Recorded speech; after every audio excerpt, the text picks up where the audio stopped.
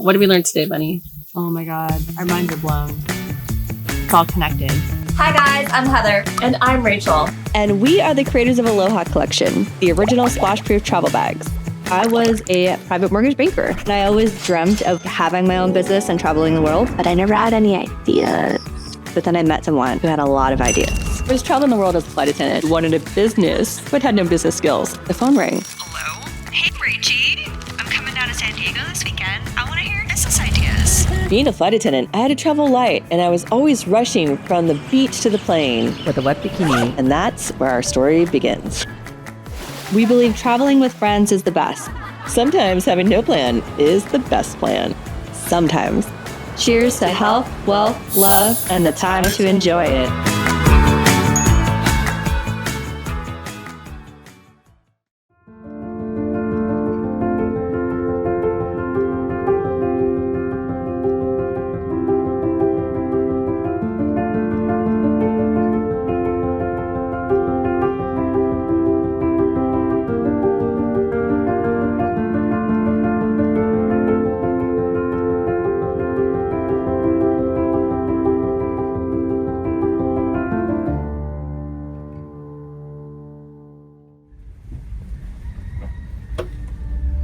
Hi guys, I'm Heather. And I'm Rachel. Welcome to episode 3 of Bag Ladies. Our mission is to share aloha. One way we do that is by giving back to Hawaii, to the land, and to the people who continue to care for it.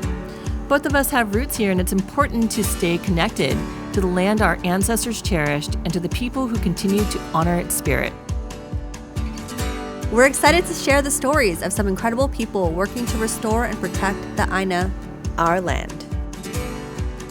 From Kauai's ancient fish ponds to Oahu's restoration projects and community-driven efforts. This is Malama Āina to care for the land.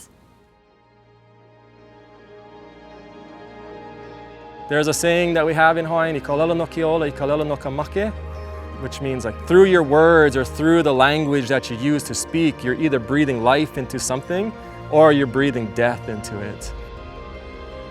There's a Hawaiian proverb that goes, "He ali'i ka āina, he kawa ke kanaka," and that means that land is the chief, man is its servant. As humans all over the world, we are seeking ways to be food sustainable. Native Hawaiian practices are among the indigenous practices that are going to make that possible.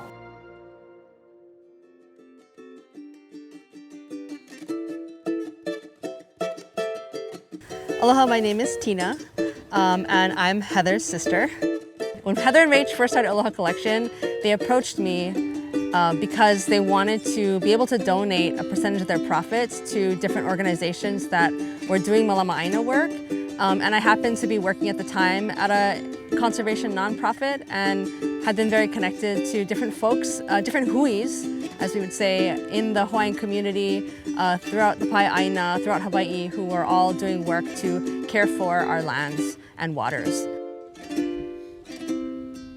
Aloha no, aloha e, mano kalani po, aloha e, aloha no, aloha e. When we first arrived here at Alakoko Fish Pond, we offered an oli, and that really is just a way of asking permission to be here in this space, asking permission of those that are the stewards of this Āina, but also the place itself, introducing ourselves to this place and setting our intentions. We're just so thankful to be a part of this work today, learning from Peleke about the significance of fish pond systems to the entire Ahupua'a, but also to the larger ecosystem outside and to the nearshore environment and the moana out there, the ocean. In Native Hawaiian thought and in our culture, we believe that we actually have a family connection to Āina, to the land that surrounds us here, that is Hawaii. And it's really been an honor for me to help my sister and Rach to stay connected to Hawaii. They're a Native Hawaiian-owned business, and as such, they find it very much aligned with their own personal values to support efforts such as this, such as those of Malama and the many other nonprofits that they have given to, who are working to care for places such as Alakoko. And they've donated to Āina organizations across Hawaii. Types of Āina protection projects that work to preserve cultural practices, Hawaiian practices. I can't get it. It's okay, Bunny. Bunny, it's okay. Here, let me help you out. It's we gotta move this rock. We gotta move the rocks.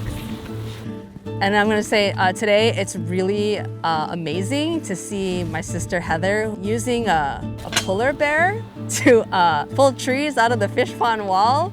I really don't think we'll ever see this again, so this footage is like gold.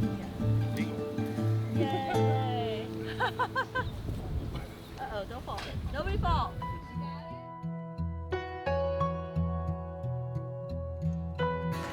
My name is Melanie Ke'alaukamai Lauli'i Suarez, and I was born on Oahu. Rachel is my first cousin. Her dad and my dad are brothers. But I've been an educator for the last 25 years, and I started off as a history teacher. When it comes to food sustainability or food sovereignty, I think Indigenous peoples understood how to both cultivate the land for their needs, but also enrich the land so that it would continuously provide for future generations. And there's no shortcut. As humans all over the world, we are seeking ways to be food sustainable. Native Hawaiian practices are among the indigenous practices that are going to make that possible. On Oahu, we went to visit Kauluakalana.